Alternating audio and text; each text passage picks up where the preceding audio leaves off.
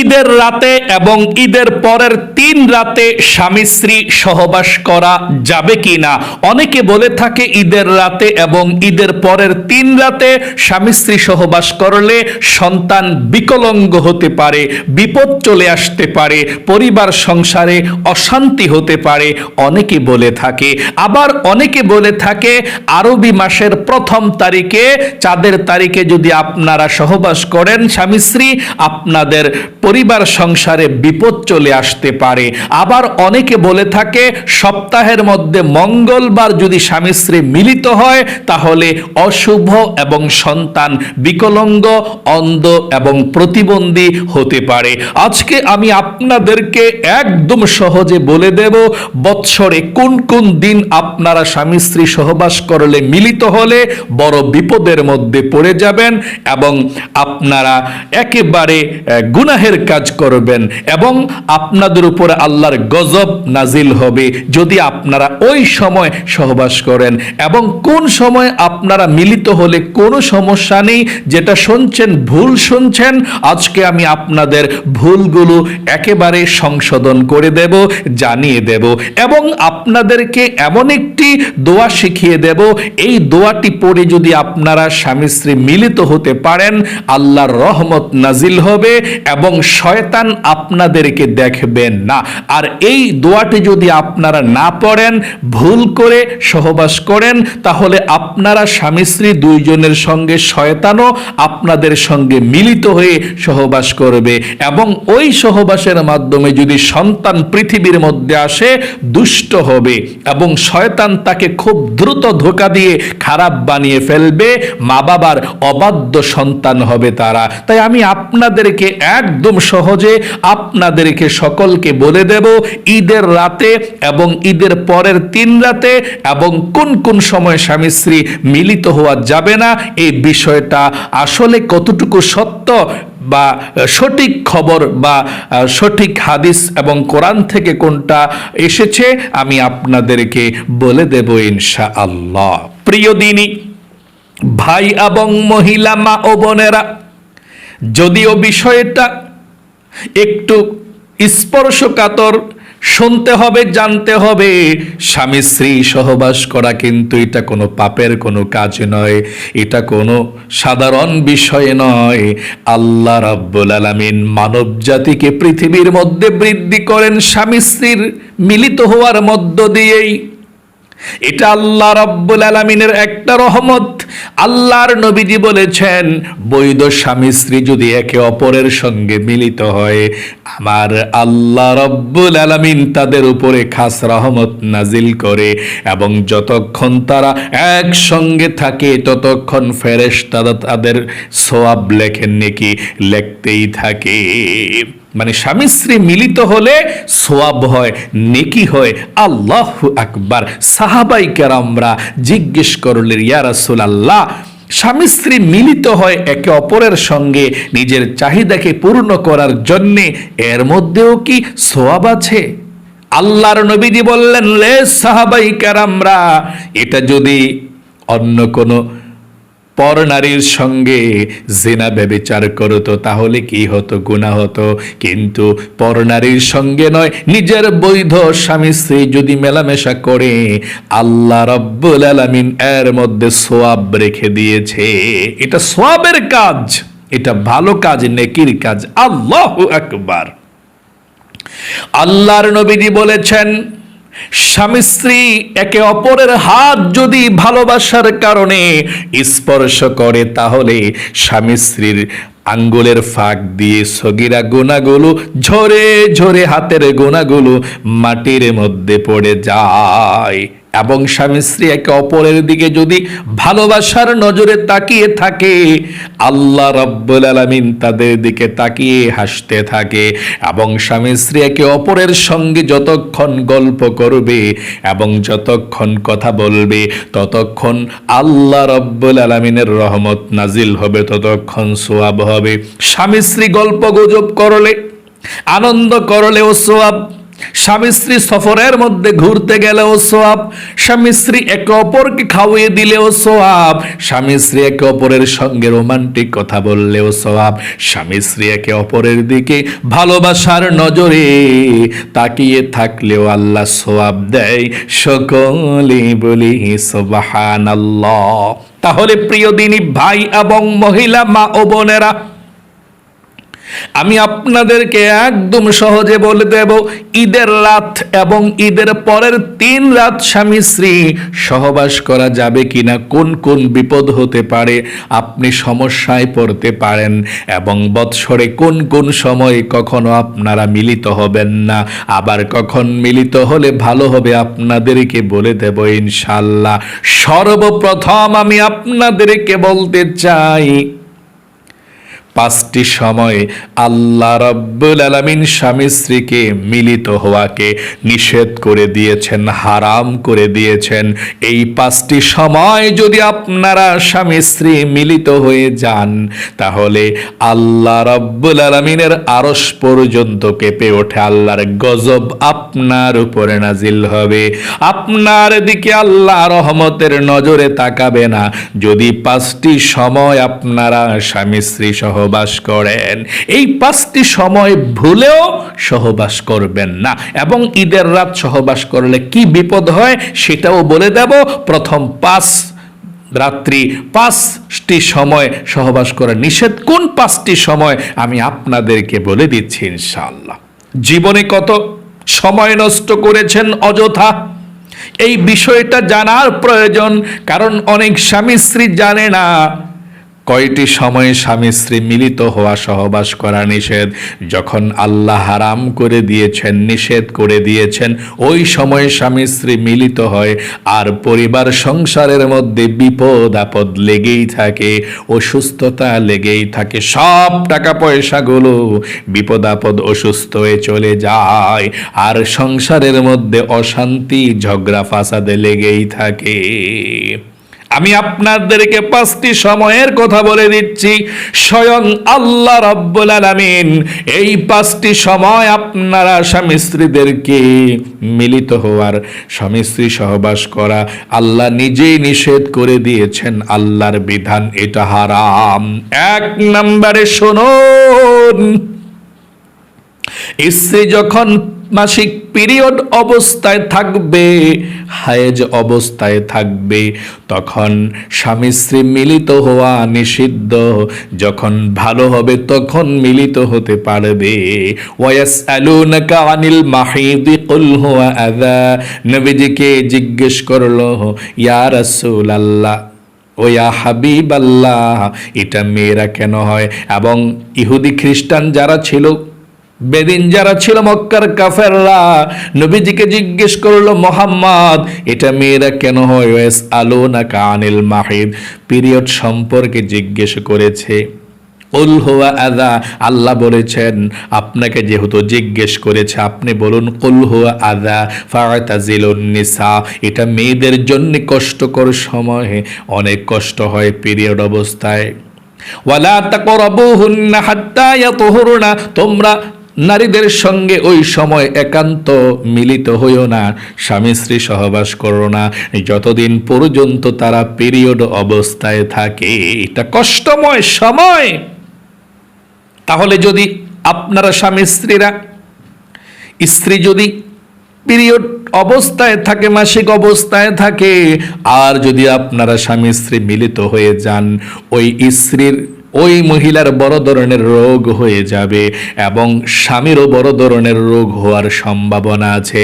কারণ স্বয়ং আল্লাহ রাব্বুল আলামিন নিষেধ করেছেন পিরিয়ড অবস্থায়, মাসিক অবস্থায় সহবাস করার জন্যে।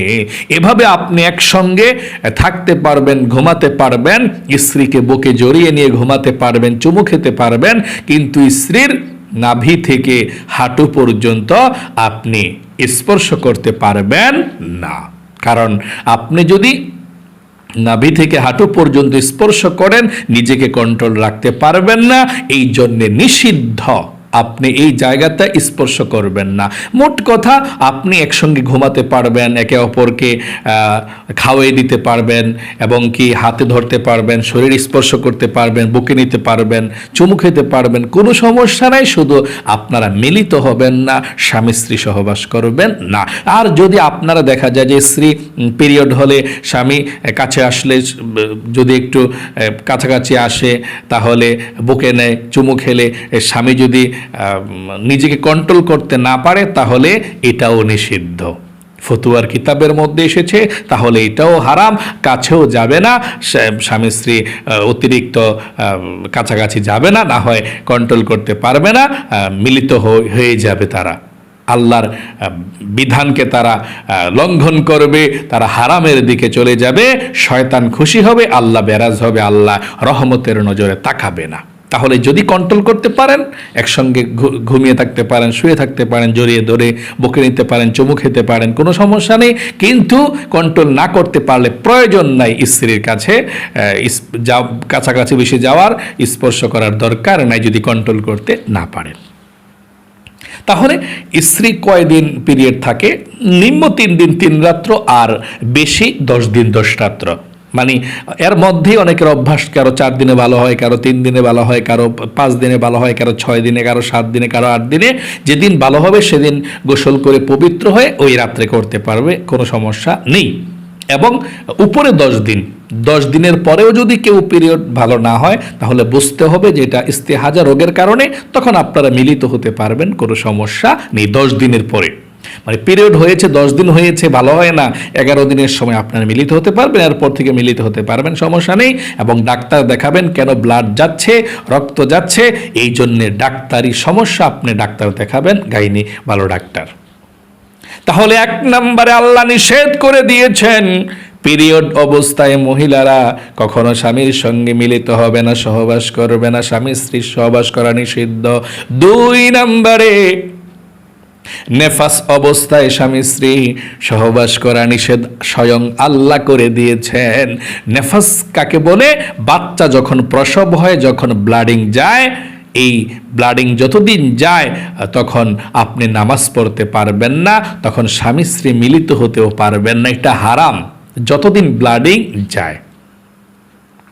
কমপক্ষে যতদিন ব্লাডিং যায় ততদিনই কম সময়, আর সর্বোচ্চ সময় একটা আছে 40 দিন।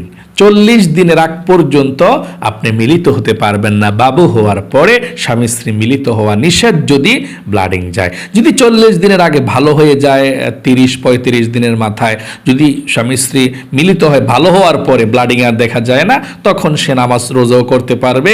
স্বামী স্ত্রী মিলিত হলে যদি কোনো সমস্যা না হয়, ডাক্তার নিষেধ না করে, তাহলে মিলিত হতে পারবে, কোনো সমস্যা নেই। তাহলে স্ত্রীর দিকেও লক্ষ্য রাখতে হবে। আবার অনেকে তো এখন সিজারে বেবি হয়, স্ত্রীকে নিষেধ করে দেয় যে তোমরা 2-3 মাস 4 মাস মিলিত হবে না, সমস্যা হতে পারে সেলাইয়ের জায়গা। তাহলে সেদিকে লক্ষ্য রাখতে হবে হাজবেন্ডকে। তাহলে নেফাসের রক্ত যখন যায়, নেফাস হয়, বেবি হওয়ার পরে 40 দিন পর্যন্ত মিলিত হতে পারবেন না যদি ব্লাডিং যায়। আর 40 দিনের আগে ভালো হলে থাকতে পারবে, তবে 40 দিনের উপরেও যদি ভালো না হয়, তখন আপনারা মিলিত হতে পারবেন, সমস্যা নাই। এটা ইস্তিহাজা। 40 দিনের বেশি ব্লাডিং থাকে না নেফাসের সময়। তাহলে 1 নাম্বার মাসিক পিরিয়ড হলে, 2 নাম্বার বাচ্চা হওয়ার পরে 40 দিনের আগ পর্যন্ত যদি ব্লাডিং যায়।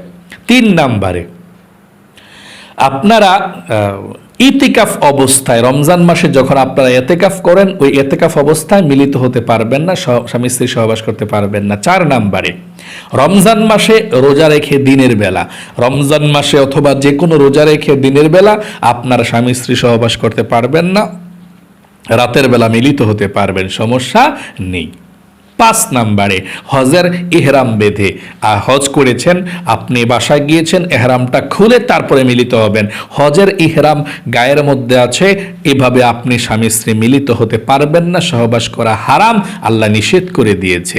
যদি সৌদি আরবে কারো স্বামী স্ত্রী থাকে, যান আপনারা বাসা নিয়ে থাকেন, সৌদি আরবে কাজকর্ম করেন, মানে স্বামী কাজকর্ম করে স্ত্রী বেড়াতে যায়, তাহলে আপনারা উমরা করতে মক্কা মদিনায় গিয়েছেন, তখন আপনারা হজ্জে করেছেন, ওমরা করেছেন, গায়ের মধ্যে এহরামের কাপড় আছে, এহরামের কাপড় থাকাকালীন আপনারা বাসার মধ্যে আইসা মিলিত হতে পারবেন না। প্রথমে বাসাতে বা হোটেলে গিয়ে আপনারা এহরামের কাপড়টা খুলে তারপরে পার্সোনাল আপনার যে কাপড় চোপড় আছে ওগুলো পরে তারপর আপনারা মিলিত হতে পারবেন, সমস্যা নাই। কিন্তু এহরামের কাপড় পরা অবস্থায় আপনারা মিলিত হতে পারবেন না, স্বয়ং আল্লাহ নিষেধ করে দিয়েছে।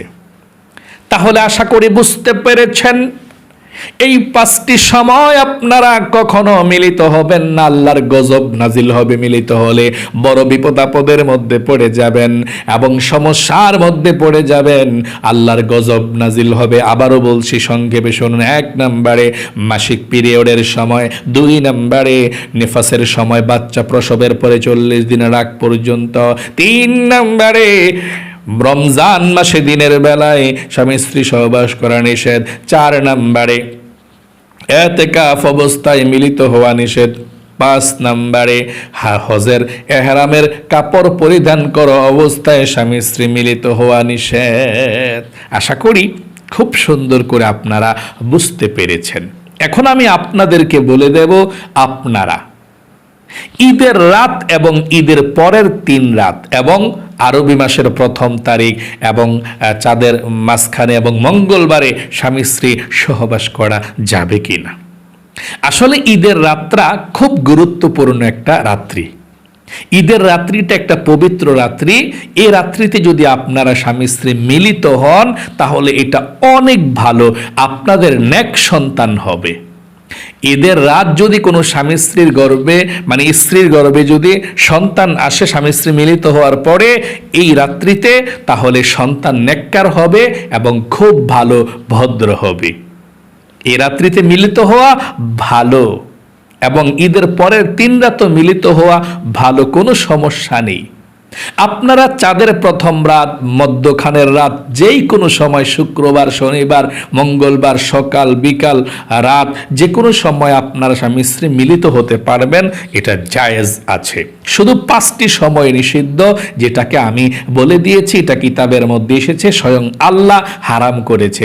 এছাড়া ঈদের রাত বলেন, তারপর শুক্রবার রাত বলেন, মঙ্গলবার রাত বলেন, অথবা দুপুরবেলা বলেন, যে কোনো সময় আপনারা মিলিত হতে পারবেন, কোনো বাধা নাই। আল্লাহ নিষেধ করে নাই কোরআনের মধ্যে, নবীজি ও হাদিসের মধ্যে নিষেধ করে নাই। 5টি সময় ছাড়া যে কোনো সময় আপনারা ইচ্ছা করলে মিলিত হতে পারেন, এটা জায়েজ। এখন আমি আপনাদেরকে বলে দেব, আপনারা স্বামী স্ত্রী যখন মিলিত হবেন, একটি ভুল জীবনে কখনো করবেন না। যদি করেন তাহলে আপনাদের সন্তান প্রতিবন্ধী হবে। আপনারা 2 জন মেলামেশা করছেন, 3 নম্বরে শয়তান আপনাদের সঙ্গে সংযুক্ত হয়ে যায়, শয়তানও মেলামেশা করে, নাউজুবিল্লাহ। এবং ওই মেলামেশাতে যদি সন্তান হয়, বাচ্চা হয়, তাহলে ওই সন্তান মা বাবার অবাধ্য হয়ে যাবে, দুষ্ট হয়ে যাবে, শয়তান তাকে খুব দ্রুত গ্রাস করে ফেলবে। তাহলে আপনারা কোন ভুলটি করবেন না শুনুন। স্বামী স্ত্রী মিলিত হওয়ার সময় কিছু আদব আছে, যেমন ঈদের রাত্রে আপনারা মিলিত হলে, ওযু করে মিলিত হলে সবচেয়ে ভালো, নেককার সন্তান হবে। কিছু নিয়ম কানুন আছে। যদি স্বামী স্ত্রী মিলিত হওয়ার সময় আপনি প্রথমে দোয়া না পড়েন, দোয়া না পড়লে আপনাদের সঙ্গে শয়তানও চলে আসবে মিলিত হওয়ার জন্যে। স্বামী স্ত্রী মিলিত হওয়ার দোয়াটাই পারেন না, আপনারা বিবাহের অনেক বছর পার করছেন। আমি বলে দিচ্ছি সহজ একটু দোয়াটা, যদি এটা না পারেন সহজ আরেকটা দোয়া আছে, ওই দোয়াটা বলে দেব। আপনারা যখন মিলিত হবেন, সহবাস করবেন, এর আগে এই দোয়াটা পড়ে তারপরে সহবাস করবেন, তাহলে শয়তান আপনাদেরকে দেখবে না, অদৃশ্য আপনারা হয়ে যাবেন।